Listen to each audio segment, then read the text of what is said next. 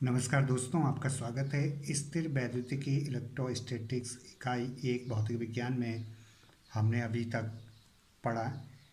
Number 1, वैद्युत आवेश किसे कहते हैं? तो वैद्युत आवेश किसी वस्तु का वह गुण है जिसके कारण वस्तु आकर्षण अथवा प्रतिकर्षण बल का अनुभव करती है, वैद्युत आवेश कहलाती है। तो सबसे पहला हमारा टॉपिक था वैद्युत आवेश।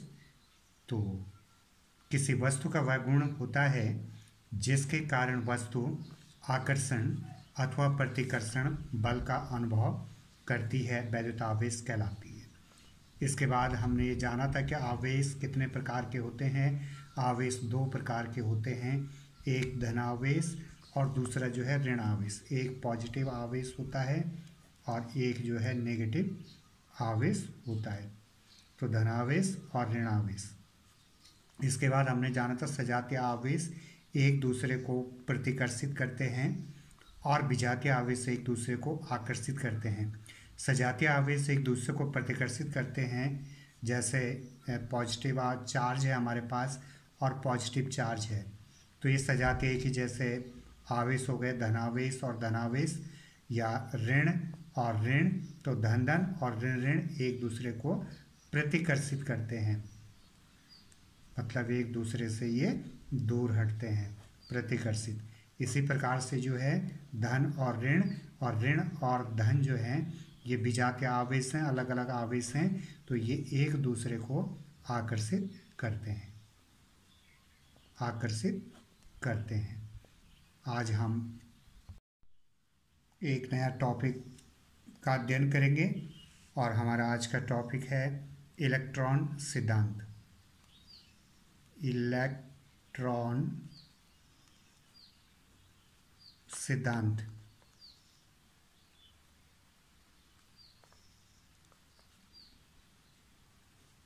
इलेक्ट्रॉन सिद्धांत, इलेक्ट्रॉन थ्योरी।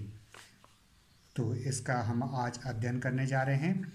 आवेश वाहकों की परिकल्पना का आधुनिक रूप इलेक्ट्रॉन सिद्धांत है। आवेश वाहकों की परिकल्पना का जो आधुनिक सिद्धांत है वह इलेक्ट्रॉन सिद्धांत है।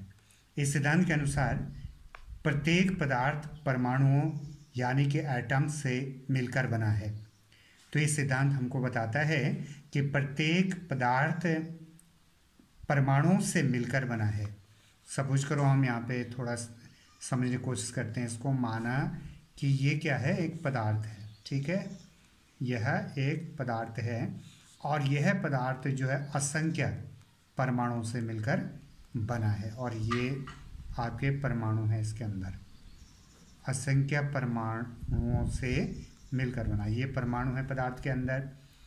प्रत्येक परमाणु में यह सिद्धांत कहता है कि इनमें से हम एक परमाणु को उठा लेते हैं, माना कि ये परमाणु है, तो प्रत्येक जो परमाणु होगा, माना ये परमाणु ले लिया हमने, प्रत्येक परमाणु में एक जो बीच का भाग होता है जो कि भारी भाग होता है उसे हम न्यूक्लियस अर्थात नाभिक कहते हैं। तो यहाँ पर जो है हम परमाणु का जो है बीच का भाग बनाते हैं और ये बीच का जो भाग है ये इसका क्या कहलाता है, नाभिक कहलाता है, ठीक है।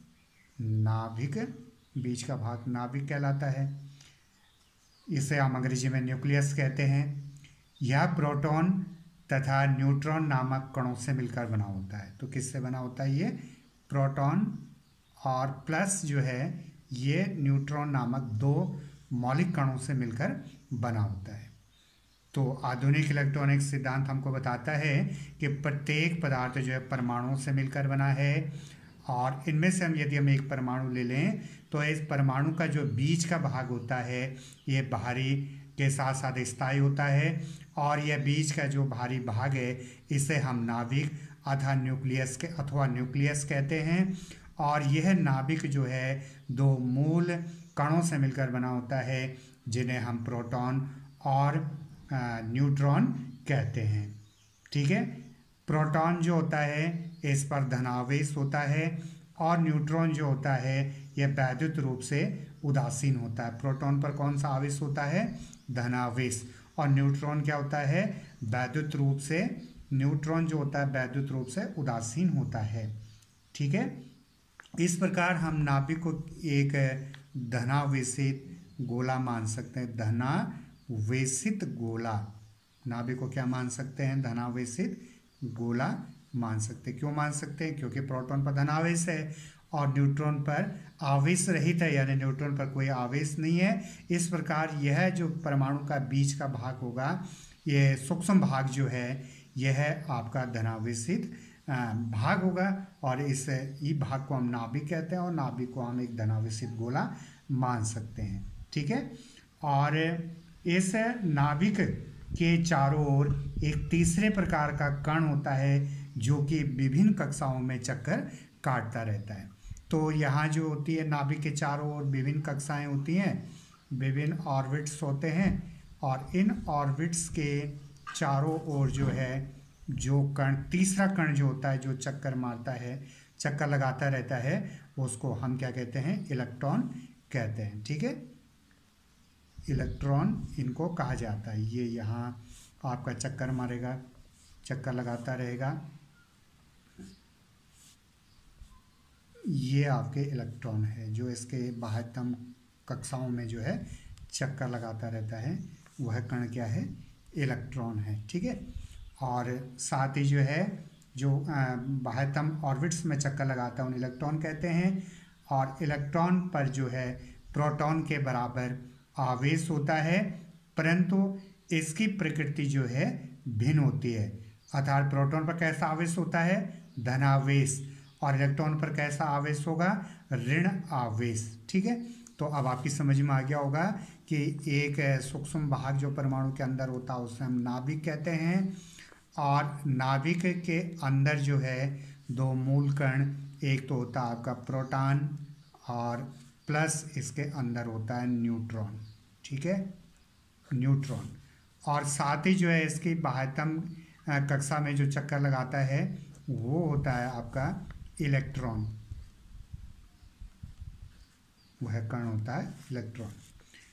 प्रोटॉन पर जो होता है धनावेश होता है, प्रोटॉन पर कौन सा आवेश होता है, धन आवेश होता है, और इसका जो आवेश होता है +1.6 गुणा 10⁻⁻19 ऋण 19 कूलाम होता है।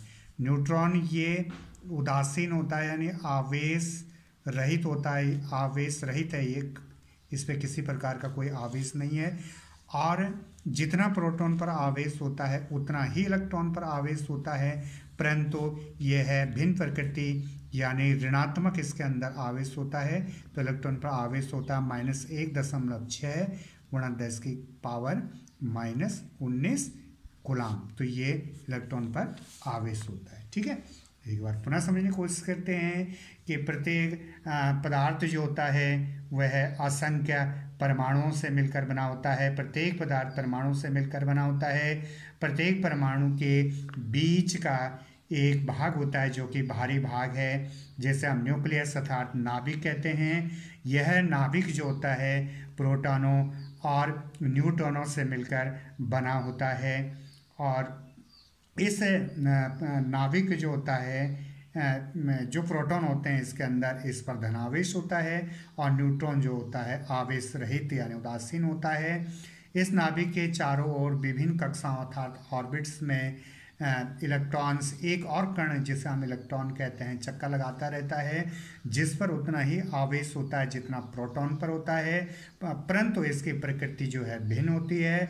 यानी प्रोटॉन पर धनावेश 1.6 गुणा 10⁻⁻19 कूलाम का होता है, तो न्यूट्रॉन पर उतना ही विपरीत आवेश इलेक्ट्रॉन पर उतना ही विपरीत आवेश -1.6 गुणा 10⁻⁻19 कूलाम होता है। ठीक है, इतना आपकी समझ में आ गया।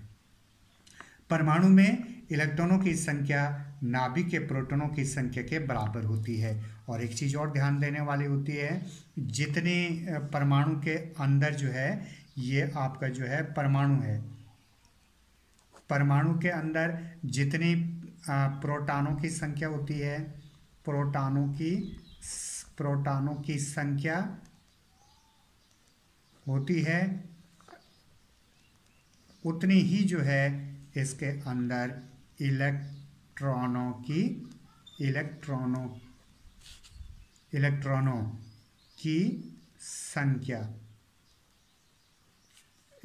की संख्या होती है। ठीक है, यानी नंबर्स ऑफ प्रोटॉन बराबर जो होता है नंबर्स ऑफ इलेक्ट्रॉन। जितने प्रोटॉन होते हैं किसी परमाणु के अंदर, उतने ही इसके अंदर जो होते हैं इलेक्ट्रॉनों की संख्या होती है। अर्थात परमाणु में धनावेश तथा ऋणावेश की मात्राएं बराबर होती हैं।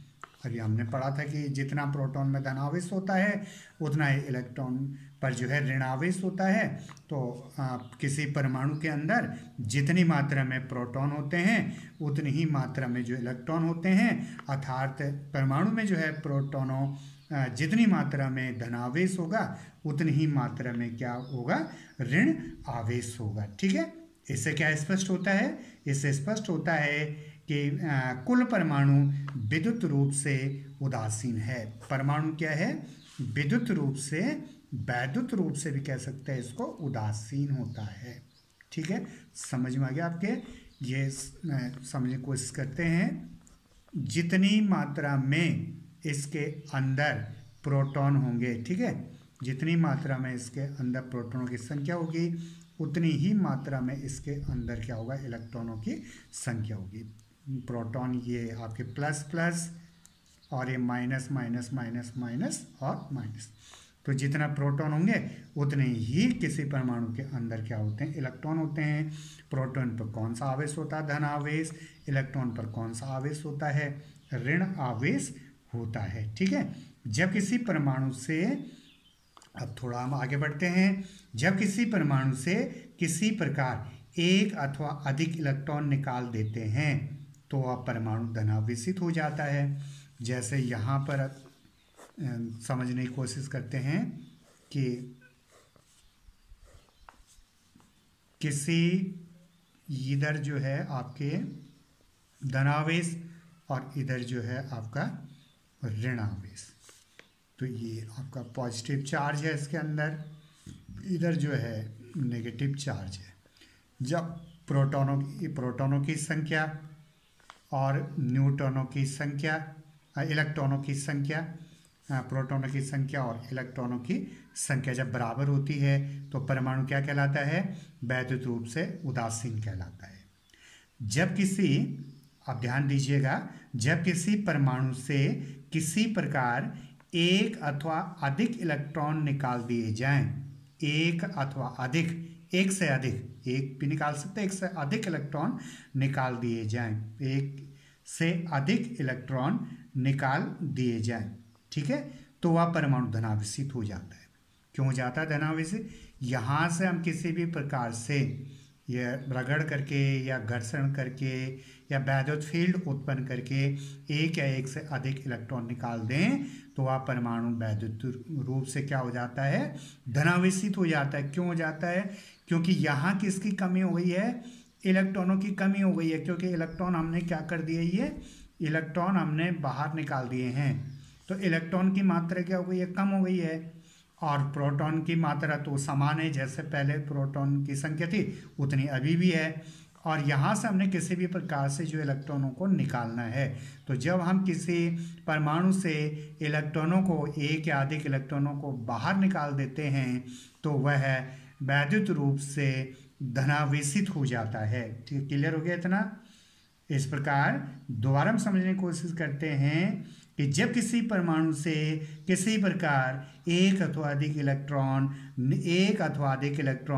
निकाल देते हैं, यानी इलेक्ट्रॉनों की संख्या में कमी कर देते हैं, एक अथवा अधिक इलेक्ट्रॉन निकालने का मतलब इलेक्ट्रॉनों की संख्या में कमी करना, तो वह निकाल देते हैं तो वह परमाणु धनावेशित हो जाता है। इसी प्रकार किसी वस्तु का धनावेशित हो जाना उसके परमाणु में इलेक्ट्रॉनों की कमी को प्रदर्शित करता है। हम कहते हैं कि किसी पदार्थ का धनावेशित हो जाने का क्या तात्पर्य है, तो किसी, नोट कर लेते हैं इसको, किसी वस्तु का धनावेशित, किसी वस्तु का धनावेशित हो जाना, किसी वस्तु का धनावेशित हो जाना उसके परमाणुओं में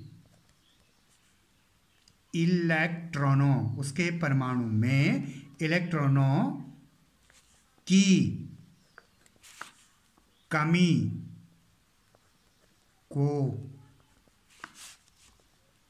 प्रदर्शित करता है। इलेक्ट्रॉनों की कमी को प्रदर्शित करता है। ठीक है, ये आपका इंपॉर्टेंट है क्या, इसको आप नोट कर सकते हो।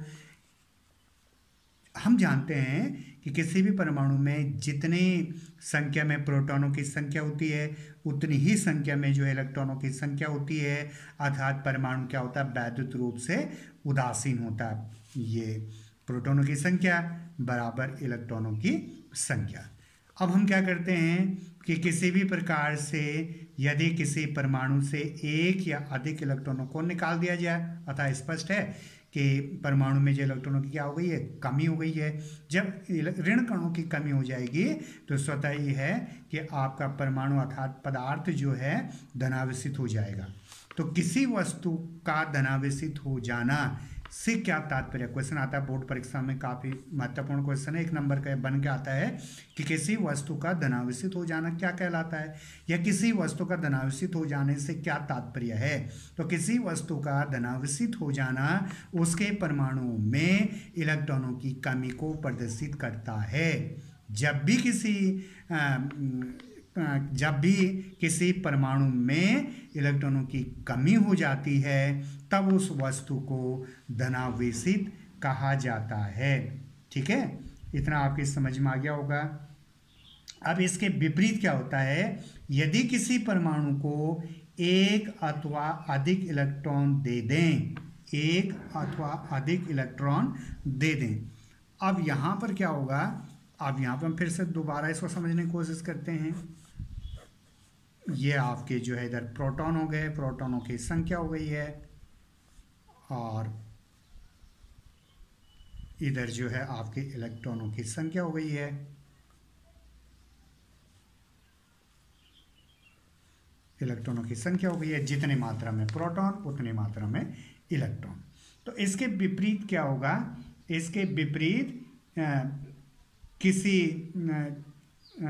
विपरीत जो है दूसरे प्रकार से हम इसके उल्टा हम समझने की कोशिश करते हैं कि यदि किसी परमाणु को एक अथवा अधिक इलेक्ट्रॉन दे दें, अब क्या करना है, हमने यहां पर क्या किया था, हमने निकाल दिए थे इलेक्ट्रॉन। ठीक है, अब यहां पर हमने क्या करना है कि इस परमाणु को जो है इलेक्ट्रॉन देने, कहां से देने हैं, बाहर से। इसको इलेक्ट्रॉनों की मात्रा इसमें क्या है, बढ़ानी है। ठीक है, अब आपकी समझ में आ गया कि प्रोटॉनों की संख्या तो उतनी ही रहेगी, परंतु यहाँ पे इलेक्ट्रॉन जो है इनको बाहर से हमने इलेक्ट्रॉन बढ़ाने हैं, यानी इलेक्ट्रॉनों की संख्या मात्रा क्या करनी है, यहाँ पे ज़्यादा करनी है। तो किसी प्रकार से हम बाहर से इस परमाणु को इलेक्ट्रॉन दे दें तो वह परमाणु क्या होगा, ऋणावेशित होगा। क्या होगा, ऋण आवेशित हो जाएगा। ठीक है, ऋण आवेशित क्यों हो जाएगा, क्योंकि इसमें इलेक्ट्रॉनों की संख्या में क्या हो चुकी है, वृद्धि हो चुकी है, क्योंकि हमने बाहर से इसको क्या दे दिए, इलेक्ट्रॉन दे दिए। ठीक है, समझ में आ गया इतना। तो इसको हम इस प्रकार स्पष्ट रूप से हम समझते हैं कि किसी वस्तु का ऋणावेशित होना उसके परमाणु में इलेक्ट्रॉनों की अधिकता को प्रदर्शित करता है। आप इसको लिख लेते हैं, किसी वस्तु का ऋण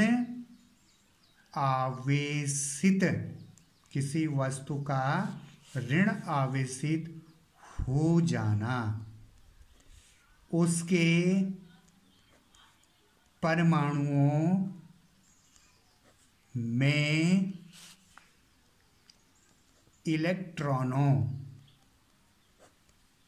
की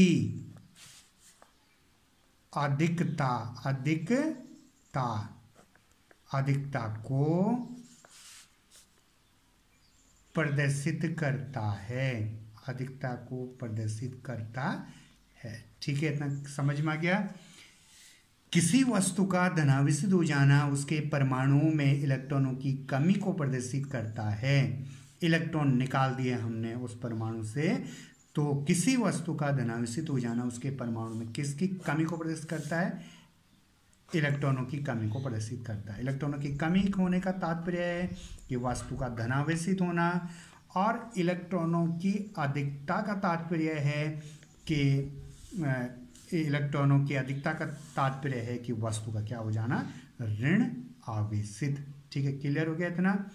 तो किसी वस्तु का ऋणावेशित हो जाने से आप क्या समझते हो, या किसी वस्तु का ऋणावेशित हो जाने से क्या तात्पर्य है? तो किसी वस्तु का ऋणावेशित हो जाना उसके परमाणु में इलेक्ट्रॉनों की अधिकता को प्रदर्शित करता है। ठीक है, इतना क्लियर हो गया? किसी वस्तु का ऋणावेशित हो जाना उसके परमाणु में इलेक्ट्रॉनों की अधिकता को प्रदर्शित करता है। ठीक है, अगर इस उदाहरण से स्पष्ट है या हम ये समझे हैं कि किसी वस्तु के वैद्युतीकरण के लिए इलेक्ट्रॉन ही उत्तरदायी है, न कि प्रोटॉन। किसी वस्तु के वैद्युतीकरण के लिए इलेक्ट्रॉन ही जिम्मेदार है। इलेक्ट्रॉन ही जिम्मेदार है या उत्तरदायी है न कि प्रोटॉन, तथा स्पष्ट है कि किसी वस्तु के वैद्युतीकरण के लिए जो जिम्मेदार मौलिक कण है वह इलेक्ट्रॉन है, न कि प्रोटॉन। तो इसके द्वारा हम यह भी समझे कि किसी वस्तु का धनावेशित होना अर्थात किसी वस्तु का ऋणावेशित होना, इसके लिए जो उत्तरदायी है वह इलेक्ट्रॉन है, न कि प्रोटॉन। इलेक्ट्रॉन की अधिकता और इलेक्ट्रॉन की कमी के कारण ही प्रोटॉन धनावेशित और ऋणावेशित कहलाते, वस्तु धनावेशित अथवा ऋणावेशित कहलाती है। इसके लिए प्रोटॉन जिम्मेदार नहीं है। प्रोटॉन क्यों जिम्मेदार नहीं है? क्योंकि प्रोटॉन जो होता है या एक स्थायी रूप से प्रबल वैद्युत बलों के द्वारा बंधा हुआ रहता है, और इसको हम आसानी से जो है वैद्युत बलों से पृथक नहीं कर सकते हैं, और इसको नाभिक से हटाना आसान नहीं है इलेक्ट्रॉनों की तुलना में, क्योंकि इलेक्ट्रॉन जो हैं बाह्यतम कक्ष में जो है ये निरंतर आपके गतिशील है, ये स्वतंत्र है चलने के लिए, तो इनको हम आसानी से जो है पृथक कर सकते हैं, इनकी मात्रा को घटा सकते हैं और बढ़ा सकते हैं। जबकि प्रोटॉन मौलिक कण जो है ये वैद्युत बलों के द्वारा प्रबल रूप से बॉन्डेड होता है, और इसको नाभिक से हटाना आसान नहीं है। तो इस प्रकार आपकी समझ में आ गया होगा कि किसी वस्तु का धनावेशित हो जाना उसके परमाणु इलेक्ट्रॉनों की कमी को प्रदर्शित करता है, और ऋणावेशित हो जाना इलेक्ट्रॉनों की अधिकता को प्रदर्शित करता है। तो ये आधुनिक इलेक्ट्रॉन सिद्धांत है। उम्मीद करते हैं कि आपको वीडियो अच्छा लगा होगा, या अच्छा लगा होगा तो लाइक कीजिए, सब्सक्राइब कीजिए और दोस्तों के पास शेयर कीजिए, और जल्दी इलेक्ट्रोस्टैटिक्स का अगला भाग आएगा। तब तक के लिए धन्यवाद, थैंक यू।